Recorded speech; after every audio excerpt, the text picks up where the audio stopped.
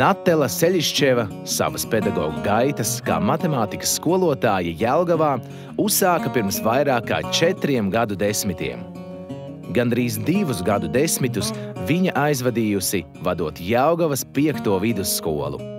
Ir izveidots spēcīgs pedagoģu kolektīvs, un skolas audzēkņi uzrāda augstus rezultātus valsts pārbaudes darbos, īpaši matemātikā.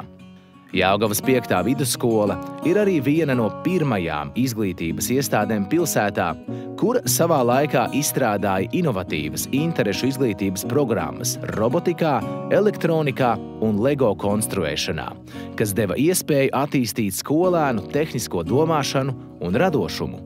Pateicoties direktorei, skolai ir ilgadējas izkoptas tradīcijas, kuras nemitīgi tika papildinātas ar jaunām. Piemēram, tehniskā radošuma dienas.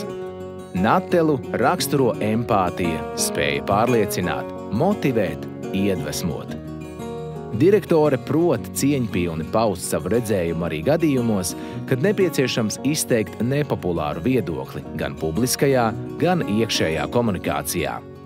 Natela Seļiščeva ir cilvēks ar aktīvu dzīves pozīciju un godprātīgu attieksmi pret savu darbu. Vadot skolu, man bija svarīgi attīstīt tādu izglītības vidi, kurā gan skolēniem, gan skolotājiem būtu iespēja attīstīt savas spējas, talantus, lai sasniegtu pēc iespējas labākus rezultātus.